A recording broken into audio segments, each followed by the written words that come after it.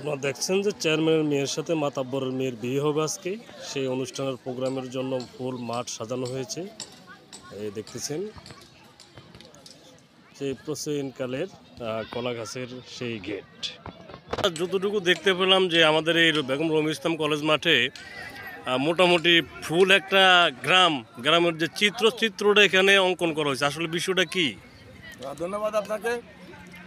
আসলে আমরা উপকূলীয় এলাকায় দুর্যোগের সাথে যুদ্ধ করি আমাদের জীবন যাপন করতে হয়, তাই গণসচেতনতামূলক এই প্রোগ্রামটা মাঠ মহড়া, যেখানে এই যে সমস্ত একটা গ্রামের সম্পূর্ণ চিত্র তুলে ধরা হয়েছে।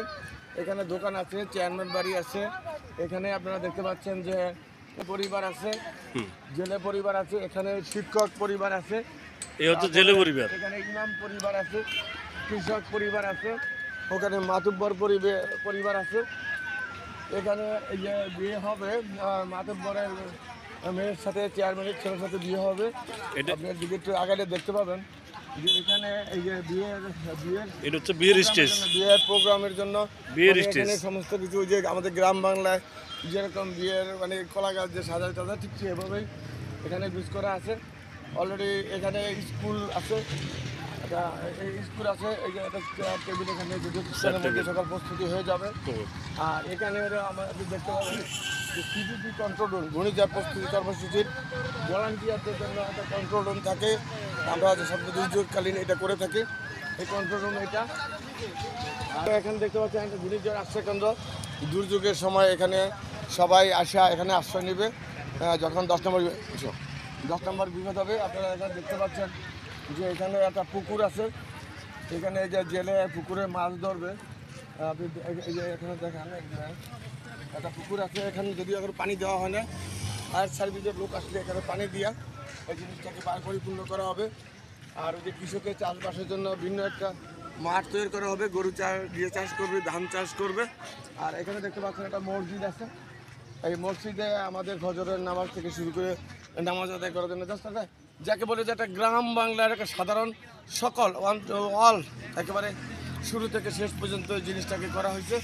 আপনি দেখতে পাচ্ছেন এখানে আমাদের যে গেস্টের জন্য আমাদের এখানকার আজকের আমাদের প্রধান অতিথি হিসাবে আছেন চরপেশন উপজেলা নির্বাহী কর্মকর্তা জনাব মিসিরা সার্বিন বিথি। উনি আসবেন আমাদের ওখানে প্রধান অতিথি আসন অলঙ্কার করবেন। আপনি আরেকটু যদি রসুলপুর ইউনিয়নের সার্বিক সহযোগিতায় আপনি যদি দেখেন তাহলে এই যে এখানে দেখতে পাবেন, আপনি একটু ব্যানারটা যদি দেখেন তাহলে ঘূর্ণিঝড় প্রস্তুতি বিষয়ক গণসচেতনতামূলক মাঠ মহড়া তারিখ 27 ফেব্রুয়ারি 2025 খ্রিস্টাব্দ আয়োজনে দুর্যোগ ব্যবস্থাপনা ত্রাণ মন্ত্রণালয় বাস্তবায়নে ঘূর্ণিঝড় প্রস্তুতি কর্মসূচি উপজেলা সার্বিক সহযোগিতা আমি রকম জাহাঙ্গীর স্বেচ্ছাসেবক।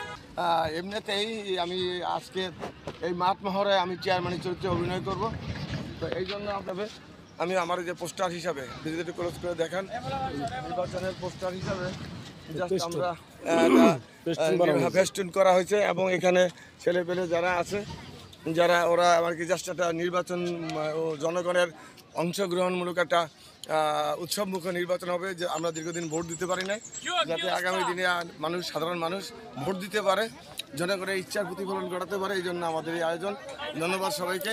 আচ্ছা, আমি একটু জানতে চাচ্ছি যে মূলত আপনারা যে প্রোগ্রামটা করতেছেন, জি, এই প্রোগ্রাম করার মাধ্যমে আপনারা জনগণকে কি মেসেজটা দিতে চাচ্ছেন? আমাদের এইটা একটা গুরুত্বপূর্ণ প্রশ্ন আপনি করেছেন, অসংখ্য ধন্যবাদ।